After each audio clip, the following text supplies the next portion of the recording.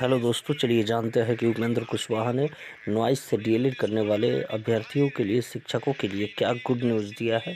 उन्होंने बताया है कि ये बिल्कुल मान्य है और बिल्कुल 2 साल का है और इसके साथ जो धोखाधड़ी हो रहा है, इन्हें बहाली में शामिल नहीं होने दिया जा रहा है। ये सरासर अन्याय है। इसके लिए मैं सड़क पर भी उतरूंगा। धन्यवाद। अब देखिए क्या उन्होंने कहा, सुनिए। 31 मार्च 2019 के पहले एग्जाम लीजिए और इनको सर्टिफिकेट दीजिए। एनआईओसी ने ठीक उसी तरह से किया। 18 महीने के लिए पाठ्यक्रम बना, इन लोगों ने पढ़ाई की, परीक्षा हुई, उसमें से जो पास करने वाले थे लोग पास करें, या जो फेल करने वाले हैं अलग बात है, जो फेल करें तो हट जाएंगे। अब इसमें प्राइवेट टीचर भी है, प्राइवेट स्कूल में पढ़ाने वाले या सरकारी स्कूल में। ट्रेनिंग एक बार अगर किसी की हो जाती है, उसकी इच्छा हो कि हम अब इस स्कूल में नौकरी नहीं करेंगे, हम कहीं और स्कूल में करेंगे, तो सर्टिफिकेट उसके हाथ में, कहीं जाकर वह नौकरी पा सकता है। प्राइवेट में जो खास करके होते हैं टीचर, अब उन लोगों ने ट्रेनिंग कर ली, उन लोगों के मन में हुआ कि क्यों नहीं, हम तो अब एलिजिबल हैं, क्वालिफिकेशन है और ट्रेनिंग भी है, तो हम सरकारी नौकरी भी कर सकते हैं। सोच उनकी बिल्कुल दुरुस्त थी। अब उस विज्ञापन निकला अभी कुछ दिन पहले बिहार सरकार में शिक्षकों की बहाली के लिए। इसी बीच एनसीटी भारत सरकार की जो संस्था है, उससे एक गाइडलाइन जारी हुआ, जिसमें कहा जा रहा है कि जो ट्रेनिंग लोगों ने किया है 18 महीना के लिए, ये 24 महीना के इक्विवेलेंट नहीं है, इसलिए इनको नौकरी वहां नहीं दी जाएगी, इनका सर्टिफिकेट उसके लिए मान्य नहीं होगा। अब इसका नतीजा है कि लाखों की संख्या में नौजवान लोग ही उसमें अधिकांशतः हैं। अब उनके अधिकारों से उनको वंचित किया जा रहा है।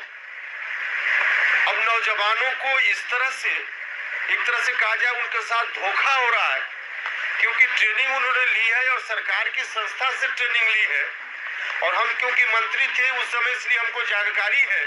जो विमर्श हुआ, जिसके उपरांत सारे निर्णय लिए गए, ये 18 महीना बिल्कुल वैलिड होगा, इसलिए कि 6 महीना इंटर्नशिप ऑलरेडी उनका है ही, स्कूल में पढ़ाई रहे। अब आज अगर कोई भी संस्था, चाहे भारत सरकार की हो या राज्य की सरकार की ओर से कहा जा रहा है कि नहीं, आपको आपकी डिग्री को उसके इक्विवेलेंट नहीं माना जाएगा, तो बाकी जो अभी वैकेंसीज निकल रही है उसके एलिजिबल आप नहीं हैं, यह सरासर अन्याय है, नौजवानों के खिलाफ अन्याय है। अब इससे सरकार की जो मानसिकता है, युवा विरोधी और एक तरह से शिक्षा विरोधी भी, इस बात का परिचय मिलता है। हम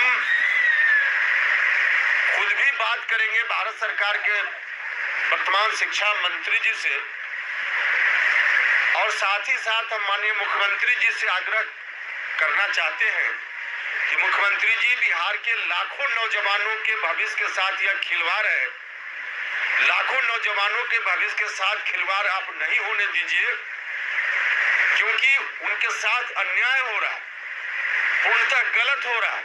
इसलिए आप इंटरफेयर कीजिए, आप बात कीजिए भारत सरकार के वर्तमान शिक्षा मंत्री से, या जहां आवश्यकता महसूस कीजिए वहां बात कीजिए।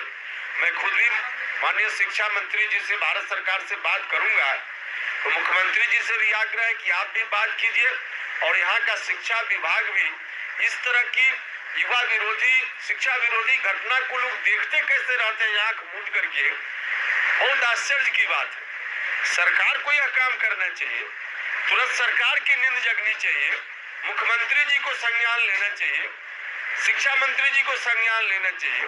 कोई गलत निर्णय किसी कारण से अगर आ जाता है जो लोगों के हित के खिलाफ है, तो अपना प्रोटेस्ट देना चाहिए। इसमें प्रोटेस्ट की भी बात बहुत नहीं है, इसमें जो हुआ है उसको याद दिलाने की जरूरत है, तो याद दिलाने का काम मैं भी करूंगा।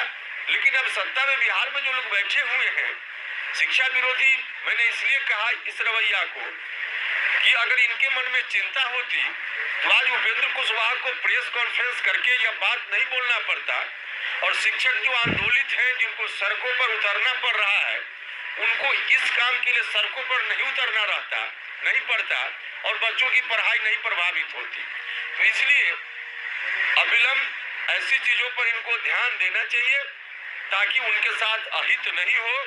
और राष्ट्रीय लोक समता पार्टी की ओर से मैं आपको बताना चाहता हूं, व्यक्तिगत रूप से मैं बात भी करूंगा माननीय वर्तमान शिक्षा मंत्री भारत सरकार से, और साथ ही साथ जरूरत पड़ी तो उन शिक्षकों के हितों की रक्षा के लिए सड़क पर भी उतरना पड़ेगा तो राष्ट्रीय लोक समता पार्टी उतरेगी।